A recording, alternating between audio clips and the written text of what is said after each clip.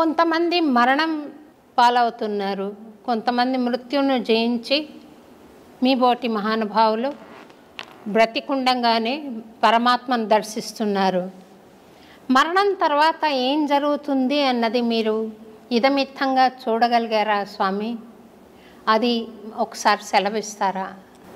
ప్రపంచంలో ప్రతి ఒక్కరూ మరణాన్ని బహు దుర్లభం, చాలా బాధాకరము, అదొక చెడ్డగా భావిస్తారు. చనిపోవడం అంటే ఒక చెడు, ఒక కీడుగా భావిస్తారు. మా ఉద్దేశం ప్రకారంగా, మేము పొందిన అనుభూతి ప్రకారంగా మరణాన్ని మించిన సుఖము, సంతోషం వేరొకటి లేదనుకుంటాను. శాశ్వతానందం అది పొందగలిగితే, ఆ ఓటి మరణాన్ని పొందగలిగితే, దుర్మరణమునకు, దుర్గతితో మరణించిన మరణానికి శాంతి లేదు. అది యాతన, బహు దుర్లభము, బహు కాఠిన్యమైనటువంటి యాతన. అది తగదు జీవుడికి. జీవుడికి ఎప్పుడే కానీ ఇచ్ఛామరణ సంసిద్ధి కలిగినా, భగవత్ ప్రేరణతో మరణ సంసిద్ధి కలిగినా అందుకు మించిన శాంతి వేరొకటి లేదు. అలా చనిపోవడానికి కూడా మన ధర్మం లోపల చాలామంది ప్రాకులాడారు. అందరికీ సుపరిచితులైనటువంటి భీష్మ పితామహ, వారికి మరణం వారి ఇచ్ఛా ప్రేరణతోనే కలిగినది. దక్షిణాయనం వీడి ఉత్తరాయణ పుణ్యకాలం ప్రవేశించే వరకు వారు మరణాన్ని స్వీకరించలేదు.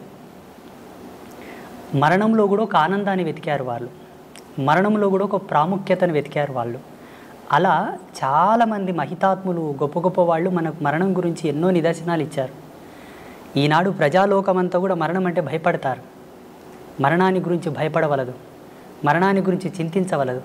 నీవు ఎంత భయపడినా, ఎంత చింతన చేసినా ఈశ్వర ప్రమాణమే జనన మరణములు. ఎలా మరణిస్తున్నావన్న దశని గురించే మనం ప్రాకులాడాలి. అన్ని ధర్మాలకు కట్టుబడి, అన్ని ఆచార ధర్మాలకు నువ్వు కట్టుదిట్టమై ఉండి నడిస్తే తప్పకుండా సహజమైన మరణం, శాంతి మరణం, ఇచ్ఛామరణమే సంభవిస్తుంది. జీవుడు కాళ్ళు చేతులు గట్టి ఉండగా తనదైన విద్వత్తును, విజ్ఞానాన్ని కోల్పోయి ధర్మాన్ని విస్మరించి నడిచిన నాడు అకాల మృత్యువులే సంభవిస్తాయి. మరణం శాంతంగా, హాయిగా, ఆస్వాదించడానికి అలవు కానంత అద్భుతంగా ఉంటుంది. మేము ఆస్వాదించాము దాన్ని. జీవుడు మరణించిన తర్వాత ఏమవుతాడంటే, జీవించి ఉండగా తాను చేసినటువంటి ధర్మాన్ని అనుసరించి, ధర్మమా అధర్మమా, ఆయన జీవన ప్రయాణం అంతయు కూడా భగవత్ సంకల్పానికి దగ్గరగా ఉన్నదా, దూరంగా ఉన్నదా, ఈ యొక్క బేరీజును పట్టుకొని ఆయన మరణించిన తర్వాత యాతనా శరీరంతో ఉండాలా, లేకపోతే సుఖశాంతులతో ఉండే శరీరంతో ఉండాలని డిసైడ్ అవుతుంది. భగవంతుని నమ్ముకొని, భగవంతుని యొక్క సేవ చేసుకొని, భగవత్ తత్పరతతో జీవించిన వాళ్ళు ఎవరు కూడా యాతన అనుభవించలేదు. భావి తరాలలో అనుభవించబోరు, ఇక ముందు ఎవరు కూడా అనుభవించలేదు. ఎవరైతే భగవంతును దూషిస్తున్నారో, హరిభక్తులను, శివభక్తులను, దైవీ తత్పర సంపన్నులను దూషిస్తున్నారో వారికి తప్పకుండా మరణానంతరం బహు దుర్లభమైనటువంటి యాతన ఉంటుంది. ఈరోజు ఏదో కొంచెం చదువుకోగానే, అంత తెలివి రాగానే దేవుడు లేడు, ఇవన్నీ మూఢనమ్మకాలు, చాదస్వం, వీటిని నమ్మకూడదు, వీటి వల్ల టైంపాస్ అంటున్నారు చూసారా, వారందరికీ కూడా మరణం తర్వాత అది వర్ణించశక్యం కానటువంటి సందర్భం అన్నమాట. మనిషి శరీరం భౌతికంగా మనం చూస్తున్నాం కదా, అందులో మళ్ళీ ఒక సూక్ష్మ శరీరం ఉంటుంది, ఒక కారణ శరీరం ఉంటుంది, ఒక మహాకారణ శరీరం ఉంటుంది అని చెప్తారు కదా. ఆ నాలుగింటిని విడివిడిగా చూడడానికి సాధ్యపడుతుందా స్వామి? అది యోగ సంధాన కర్తృత్వంతోనే సాధ్యమవుతుంది. ఆధ్యాత్మికమైనటువంటి పూజలు, వ్రతాలు, నోములు, జపతపాదులన్నీ కొన్ని ప్రామాణికమైన సూత్రావళి పైన నడుస్తాయి. జీవుడికి కొన్ని అనుభవాలు తెచ్చిపెడతాయి. మీరు అనుకున్నటువంటి అనుభవాన్ని తార్కికంగా, సాదృశ్యంగా చూడాలనుకుంటే యోగ మూలాలను అవలంబించాల్సి ఉంటుంది. ఇప్పుడు హిమాలయస్లో చాలామంది యోగులు ఉన్నారు. వాళ్ళు మీరు చెప్పినటువంటి ఈ అవస్థలు ఏవైతే ఉన్నాయో ప్రతిరోజు లైవ్లో చూస్తారు. వాళ్ళు సూక్ష్మ, భౌతిక, ఆది భౌతిక, ఆది దైవిక, ఈ నాలుగు అవస్థలను వాళ్ళు సశరీరంగా లైవ్లో ఎప్పటికప్పుడు వాళ్ళు సవరించుకొని చూస్తూ ఉంటారు. వాటికి యోగ మూలాలు అవసరం, కొంత కఠినాత్మకమైనటువంటి తపశ్చర్య కూడా అవసరం వాటి కోసం. ఆ రుచి, అనుభవం, ఆ ప్రేరణ ఉన్నవాళ్ళు చూశారు. తమరు చూస్తుంటారు కదా స్వామి. భగవతి ఇచ్చామ్మ, నాకు ఆశీర్వచనం ఇవ్వండి స్వామి. తప్పకుండా. ఒక రకమైన అనుభూతి కలుగుతోంది, కానీ ప్రామాణికంగా నేను దాని గురించి ఇతరులకు చెప్పలేను. నాకు స్వానుభవైక వేద్యంగా ఉంది. అదేంటో అర్థం కాని తనంలో నేను అనుభవిస్తున్నాను స్వామి. అంటే ఒక బస్సు వెళ్తుంటే ఏ ఊరికి వెళ్తుందో తెలియకుండా ఎక్కి కూర్చుంటే ఆ ఊరు చేరుంటారు వాళ్ళు, కానీ అదేం ఊరు, ఎట్లా వెళ్ళాలి, మధ్యలో వచ్చే దారులేంటి, ఇవేం తెలియదు స్వామి. మీరు నాకేమైనా గైడెన్స్ ఇవ్వగలిగితే ధన్యురాలిని స్వామి. తప్పకుండా. ఇప్పుడు మీరుండేటటువంటి అవస్థ ఏదైతే ఉన్నదో, ఈ వయసుతో ఈ స్థితితో, ఇది చిట్ట చివరి ఒక దశకం మీది ఉన్నది స్వామి. ఇప్పుడు ఉండేటటువంటి ఈ దశకంలో మీరు పొందవలసిన జ్ఞానమే, పొందవలసినటువంటి అనుభూతి. జీవుడు చివరి దశకంలో చివరి తరుణం లోపల ఈ అనుభవాన్ని గనక పొందితే ఆయనకు ఉత్తరోత్తరమైనటువంటి ధర్మాల్లో భగవంతుడు సహాయంగా ఉంటాడు అన్నది కొన్ని శాస్త్రాల్లో చదివాం మేము. మీరు అడుగుతున్నది చాలా సమంజసమైనదే. తప్పకుండా మీకు అది ప్రబోధం నేను చేస్తాను. నేను బెజవాడ కనకదుర్గమ్మ రాత్రిపూట రిక్షాలో కూర్చుని నగరం అంతా చూస్తుంది. ఆ రిక్షావాడు తీసుకెళ్ళాడు. ఒకరి అనుభవాన్ని నేను వీడియో చూశాను స్వామి. అది ఎంత మాత్రం సత్యం అంటారు? అది వాస్తవమే. చాలామంది మన కంచి పరమాచార్య మహాస్వామి వారు కూడా అమ్మవారి గురించి ఎన్నో ప్రత్యక్షమైన సాక్ష్యాలు చెప్పారు. అలాగే చాలామంది జగద్గురువులు కూడా అమ్మవారి యొక్క లీలలు, అమ్మవారు ఒక భక్తుడి యొక్క కోరిక మేరకు రిక్షాలో కూర్చొని నగరమంతా తిరిగేసి మరి ఆ భక్తుడికి మోక్షం ఇచ్చింది, ఆయనను అనుగ్రహించింది అన్నమాట సత్యమే. ఈ అనుభవాన్ని చాలామంది జగద్గురువులు, గొప్ప గొప్ప పీఠాధిపతులు కూడా వర్ణించి ఉన్నారు. చాలామంది మహాత్ములు కూడా వారి సంభాషణలో వీటి ప్రస్తావన చెప్పారు. భక్తుల యొక్క ఉద్ధరణ కొరకు 10 మందికి సాక్ష్యం కావాలి కదమ్మా. ఇప్పుడు ఏదైనా ఒక ప్రత్యక్ష సాక్ష్యం ఉంటేనే నమ్మేటటువంటి జనాలు తయారైనరు. ఇప్పుడు ఈ మధ్యలో కూడా చాలామందికి స్వామీజీలు కూడా అమ్మవారితో చేసిన అనుభవాలు చెబుతూ ఉన్నారు. వారు అక్కడ వెళ్ళినప్పుడు అమ్మవారు వారికి ఇచ్చేటటువంటి దర్శనం, వారితో చెప్పేటటువంటి మాట తీరు అంతయు కూడా సామాన్య ప్రజలకు వర్ణిస్తూ ఉన్నారు, చెబుతూ ఉన్నారు.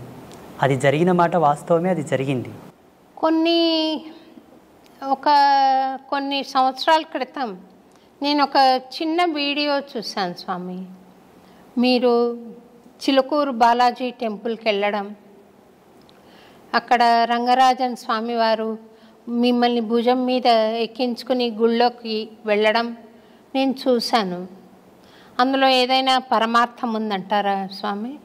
సమాజంలో చాలామంది ఇప్పుడు అస్పృశ్యత గురించి చాలా కాంట్రవర్సీ చేస్తూ ఉన్నారు. బ్రాహ్మణులు ఈ సబ్బండ వర్ణాల వాళ్ళని, దళితులను పట్టి పీడించారు, సనాతన ధర్మానికి దూరం చేశారు, ఈ ధర్మం పట్ల వాళ్ళకి ఏ హక్కు లేకుండా వాళ్ళని వెలివేశారు అని చాలామంది కాంట్రవర్సీ చేస్తున్నారు. శ్రీమాన్ రంగరాజన్ వారు అది ఒక సవాల్గా తీసుకున్నారు. పెద్ద డిబేట్ జరిగింది వారిపైన, అంటే బ్రాహ్మణ పెద్దల పైన పెద్ద డిబేట్ జరిగింది. అట్లేం లేదండి, మా బ్రాహ్మణ సమాజంలో కూడా ఈ ఎవరైతే నిమ్న వర్గాల వాళ్ళు ఉన్నారో వాళ్ళని హక్కున చేర్చుకున్న మహనీయులు చాలామంది ఉన్నారు. 2700 సంవత్సరాల క్రితం శ్రీరంగ క్షేత్రంలో జరిగినటువంటి ఒక అద్భుతమైన ఘట్టాన్ని వారు వివరించారు. అక్కడ ఉండేటటువంటి కొంతమంది పెద్దలు ఎప్పుడో జరిగింది చెబుతావేంటయ్యా, ఇప్పుడు ఏమైనా చేసేవాళ్ళు ఉన్నారా, ఇప్పుడు ఏమైనా చేరదీసేవాళ్ళు ఉన్నారని ప్రశ్నించారు. అయ్యో ఎందుకు, నేనున్నాను కదా, నేను చేస్తానని వారు ముందుకొచ్చారు. అక్కడ 2700 సంవత్సరాల క్రితము జరిగినటువంటి అద్భుతమైన ఘట్టాన్ని పునరావిష్కృతం చేస్తూ శ్రీమాన్ రంగరాజన్ గారు జియాగూడ రంగనాథ స్వామి దేవాలయం లోపల వారు చాలా వరకు శోధించారట. ఆ రోజు లోకసారంగముని తిరుప్పాణ ఆల్వార్ అని ఒక ఆల్వారుని భుజాల మీద ఎత్తుకున్నాడు. తిరుప్పాణ ఆల్వార్ లాంటి ఒక ఈ నిమ్న వర్గాల్లో అంతటి పరమభక్తుడు ఎవరున్నారు అని బాగా రీసెర్చ్ చేశారు.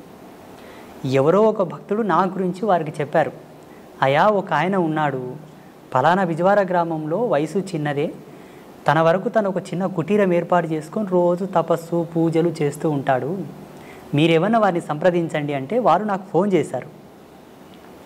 నేను ఇట్లా రంగరాజన్ పంతుల్ని మాట్లాడుతున్నాను, మీరు ఒకసారి హైదరాబాద్ రావాల్సి ఉంటుంది, పలానా కార్యక్రమం చేస్తున్నాము అన్నారు. నాకు దాని గురించి ఏం తెలియదు.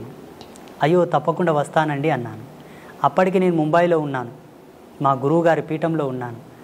ఆ ప్రోగ్రామింగ్కి సరిగ్గా అదే రోజు సికింద్రాబాద్ రైల్వే స్టేషన్లో ట్రైన్ దిగి అటు నుండి సీదా జియాగూడ రంగనాథ స్వామి దేవాలయానికి వెళ్ళాను.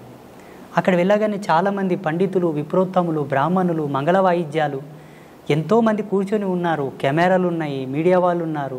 నేను షాక్ అయ్యాను. అక్కడ ఆ సమయంలో వారు చేసినటువంటి ఘట్టమే మునివాహన సేవ.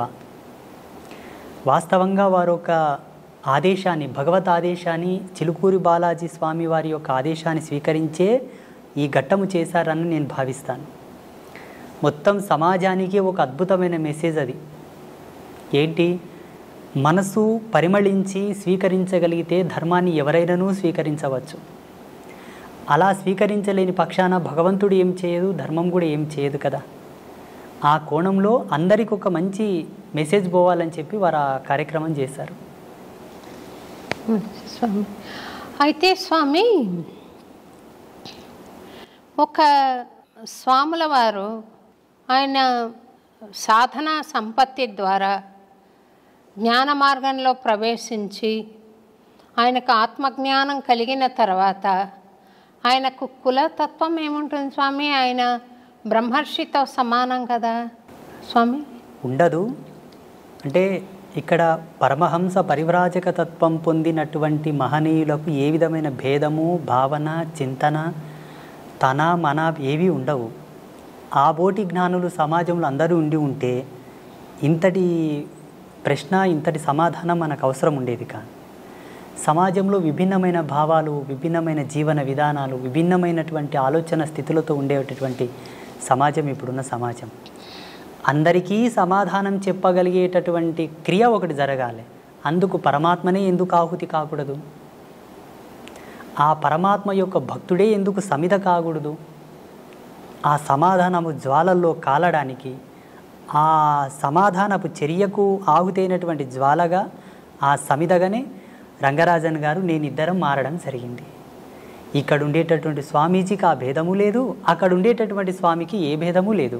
కానీ సమాజంలో ఎవరికి కూడా సందేహం లేకుండా ఏ ఒక్కరికి, పండితుడి నుంచి పామరుని వరకు అందరికీ సమానమైనటువంటి ఒక సమాధాన ప్రేరేపకమే ఆ మునివాహన సేవ. నాలో వాళ్ళు కులము చూడలేదు, నాలో వాళ్ళు వర్గభేదము చూడలేదు. సమాజంలో ఎక్కడి నుంచి అని తీసుకున్నావు అన్న ప్రశ్న వస్తుంది. ఆనాడు తిరుప్పాణాళ్వారు పుట్టినటువంటి కమ్యూనిటీ ఏమిటి? ఈనాడు నువ్వు పునరావృతం చేస్తున్నటువంటి కమ్యూనిటీ వాళ్ళు ఎవరు? ఆయన భాగవతుడా, భక్తుడా, భగవంతుడా, స్వామీజీయా, సన్యాసియా పక్కన పెడితే వర్గీకరణ ప్రకారంగా దృశ్యంతో చూసేవాళ్ళు ఉన్నారు ఇప్పుడు సామాన్యులు. వారి కోరకై నన్ను ఎంచుకొని నన్ను వారు ఆ కార్యక్రమంలో స్వామివారే ముందుకు తెచ్చారు.